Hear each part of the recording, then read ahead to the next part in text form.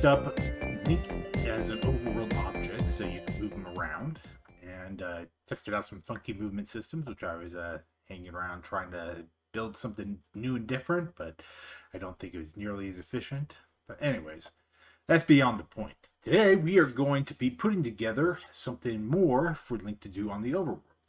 Currently, he can enter into battles and battle against enemies when he hits these guys. But what if he wants to visit, say, this town over here? So we need to figure out a way to get him into the town. So let's get cracking on that. If we come over to, well, actually, just come right back to, we don't need the battle room anymore, but we come back over to here. And remember, we have our landmarks layer. We're going to put in a new landmark. And it's objects, overworld to landmark transition. Stick that right there. And like previously, we had it set up so that we go to room North Palace. Audio change is no one because there's no audio change. And we go to the, we come in from the right direction, because that's where we're at. So let me pull up my code over here on this side. Variables. All right. So for the town, we want to edit this. Instead of going to North Palace, we want to go to room underscore raru underscore town 1. And it was specifically town 1 because there's 2 rooms associated with this town. So we'll go to there first. Audio change. We need to change to music underscore town underscore music. And for our entry direction, dir4 dot right. All right, so that's all set up. That's easy, right? So let's come back to the workspace and let's work on the hard part. So we got this, all of our rooms over here. So we're going to need to create a new room. And call this room underscore raru underscore town 1. Okay, so with the raru town 1 there, come into you. Pull up my code of that over here. Raru town 1. So size should be 1024 and height 240. And previously I was thinking, what was it, the battle room? Come back to there. Battle room is only 768 width, but room, the town is 1024. So like the other ones, we're going to put in a bunch of layers and stuff. So we're going to start off with our menus layer for menus, level up and stuff. Instances. Oh, we already have instances. And then effects. NPCs. And doors. Technically, I don't really need this. I could probably just have doors on the instances layer since they're going to be invisible anyways. But I made them their own layer for whatever reason. And then we'll, of course, need our collisions. And background, and a second background, which would be background underscore color, same as with the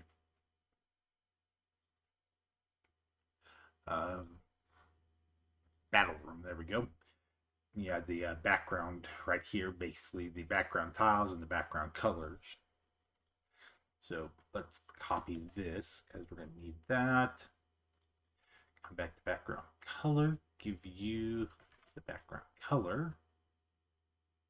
And for you, we're going to give you a sprite. And that'd be backgrounds, raru town 1. And make sure we set our guides to 8 to make it easier.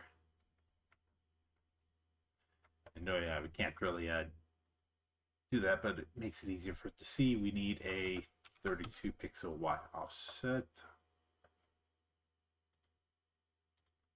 And apparently I was wrong. Towns and the battle room use different colors, so use that color instead. Or just use an eyedropper tool to pick up the color if you can't read it or something. So anyways, coming into our collision tile set. Drawing some tiles down here, or turn that to 2, and makes it even easier. Awesome. Next up, doors. We'll skip that for now. Over in the instances, though, we want to have a loading. We want 2 things in our instances. One would be we need a link. Overworld. No, not overworld. Side scrolling. It really doesn't matter where we put him because he instantly sets himself to the correct position when instance is created. And we also need a object loading zone right over here. We're going to put this all the way across the left side of the screen so that if the player somehow manages to get above the screen, they will be able to avoid the loading zone and go on forever. So yeah, it's technically not best practices to use something like that unless you also put like a solid or something along the roof so that they can't escape the room. But well, technically they can't escape the room, I guess, because if they go off the right side of the screen, the code sets it up so that they will transition to the next room, to the overworld. And if they go off the left side of the screen, they will also transition to the overworld. But they can go up as high as they want, I guess. In Zelda 2, if you would go over the height limit, you would then wrap around back to the bottom of the screen, and then you get stuck in the floor, and all sorts of weird stuff would happen. But technically, you generally can't do that anyway, so because you can't really jump up that high. The only way you can do it is by becoming a fairy, and yeah, I don't. And they didn't really account for that. So anyways, we have this amazing loading zone here. What does the loading zone do? We had variables for it again. And for our purposes, we're going to go into the... Dang it. I wanted to zoom in, but can't. So room underscore raru underscore town 2. And don't bother changing the audio, but set the direction to dir 4.right. There we go. That'll do the transition and everything properly so that we can go to the next side of the town. And let's duplicate this room here in a second. I think we're almost done. Let's check. Menus doesn't have anything. Instances doesn't have anything else. Effects doesn't have anything. NPCs would have stuff, but we're not going to put anything else on there for now. Doors would have stuff, but we don't need to bother putting anything in there for now. So we can just duplicate the room here. Room road town. Duplicate. 2. And theoretically, we're in road town 2 now. So come over here to the instances. Take the loading zone, move it over here to the left side of the screen now, and edit the variables to road town 1. And that is easy. And background and everything would be almost the same, except we're going to change the sprite from Railroad Town 1 to Railroad Town 2. And Link should still be right there. Doesn't really matter again, because he'll transition to the right place when he hits it. When he goes off the left side of the screen, he'll go back to the overworld at this point. When he hits this side, the loading zone will kick in before the code that causes you to go over to the overworld, because the overworld triggers at the midpoint while loading zones trigger as soon as you touch them. So they will trigger loading zones before overworld. And let's see, I don't think there was anything else really in Railroad Town Part 2.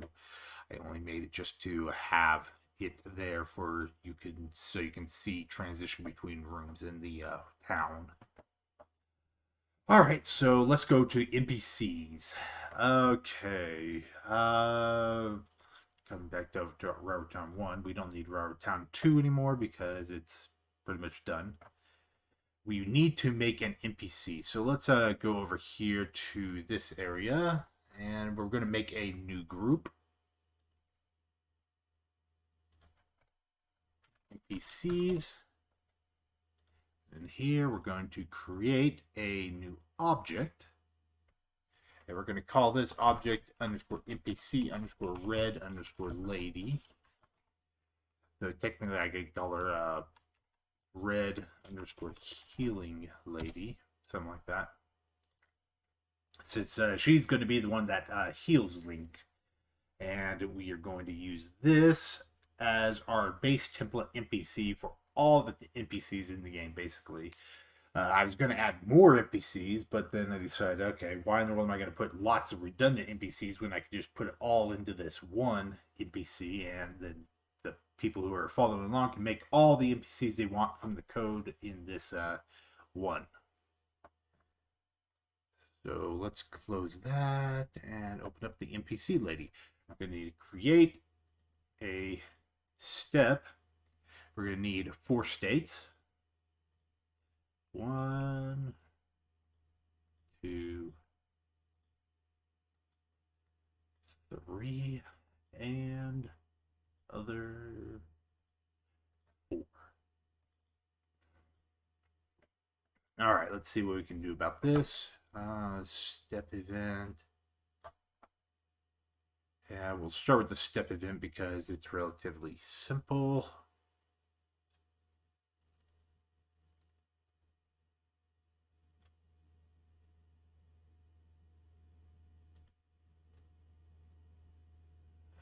Yeah, okay, so we'll do this to start because it is very simple.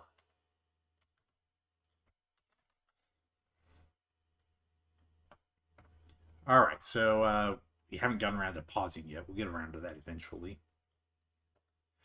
Ground check, just the same as ground check normally. Technically, I could have made the NPC to not need ground checking because the NPCs are very limited. So you could have just said you could not go lower than Y such and such. And that would work just fine. And that would even be better because it requires way less code than all this. But and there's just our sprite, our state changing from Link. So nothing interesting going on there. Doesn't have a positional clamping again because it's very limited. No timers or anything. So it is very simple. Oh, this is the create event. Make sure you get into the step event. There we go. Now, for the actual create event stuff,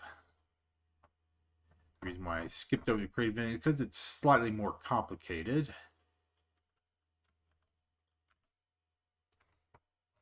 But, you know, it's kind of a lot of the same thing. So we set up our sprite lookup table. You got your idle, move, talk, and heal states. And basically, she only has one sprite. Literally, one sprite. That's all she does. So it's fairly easy. States, she has idle, move, talk, and heal. And this would just be our change method.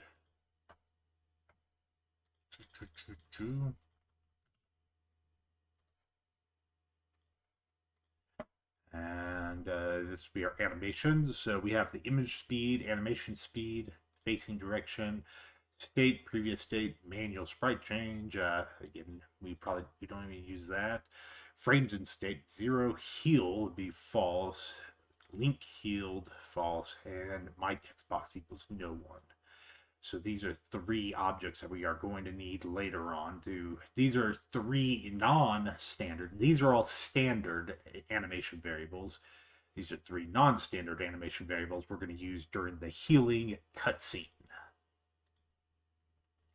Then we have the usual movement. We have fractions, x input, y input. Well, technically we're not going to be inputting or anything, but it's just there. Ground acceleration. She always moves at 1 pixel per frame. It doesn't change. Ground friction, gravity. NPCs don't fall, but whatever. I have it in there.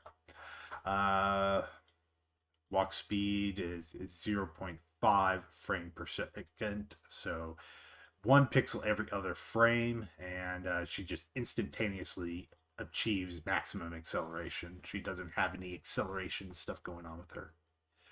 Fall speed is -16.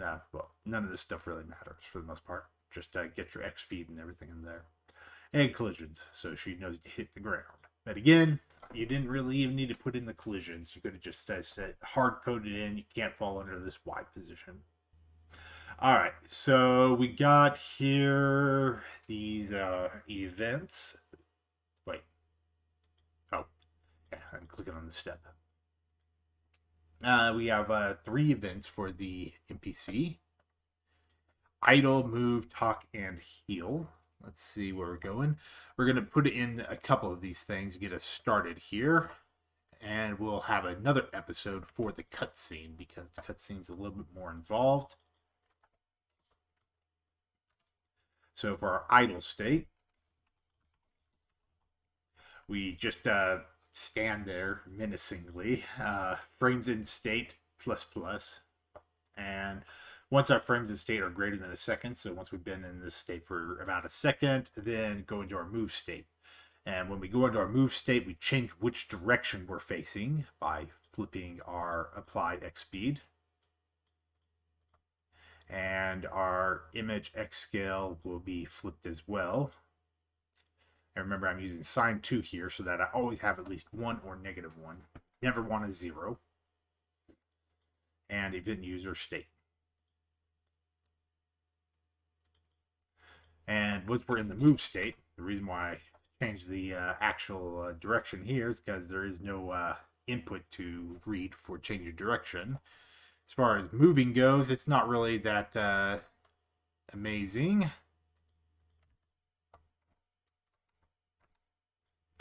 Acceleration is just move with applied X speed is equal to walk speed times direction.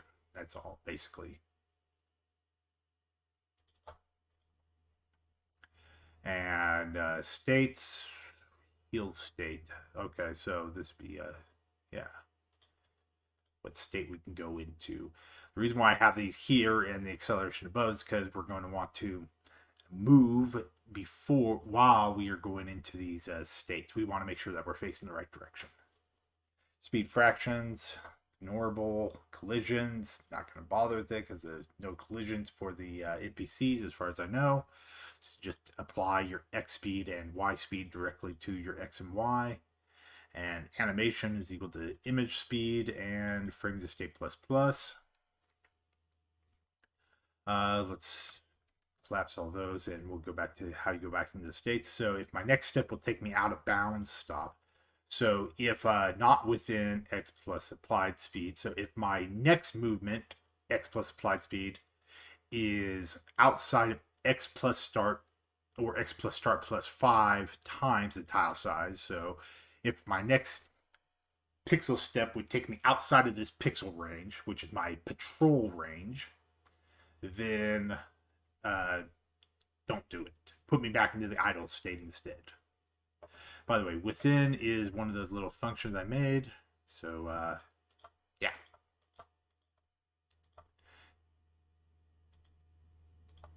Return clamp value between min and max equal to value.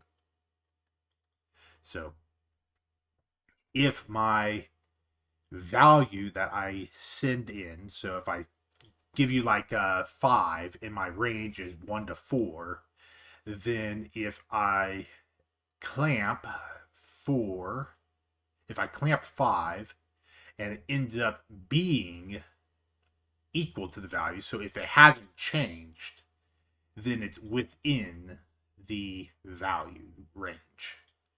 But if my value has changed, then it was not within the value range. So that should be fairly useful. That's actually a really useful function that everybody should have. There's also between, which I also have. So within tells you if it was within that range. Between tells you if it's between the range. So inclusive versus exclusive. So check that out if you haven't. Then, of course, we have the heal state. So once I'm standing next to the door, enter the heal state. So basically what happens is when you talk to the NPC, it will then immediately start walking towards the door instead of walking in its normal patrol pattern. So then once it gets to within so close to the door, it will then initiate the heal state. So this is the move state. And we have the talk state and the heal state, which would come next. So, let's see, we're about 20 minutes. So I'm going to cut this short right now so that we have a nicely formatted 20 minutes between these two episodes. I hope it'll only take 20 minutes to do the next episode as well.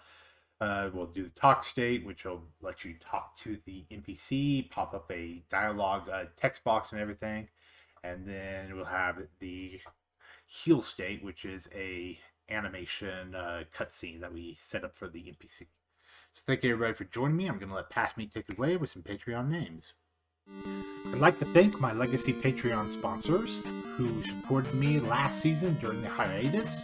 Jens Burton, JD Lowe, Suli, and Vazia. I of course also like to extend my thanks to my current Patreon sponsors. Kenneth Klein, Confusion, Jamal, Fernando, Sergez, and lastly, Amy.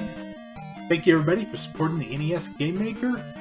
You really help it all happen. And remember, good luck with your program.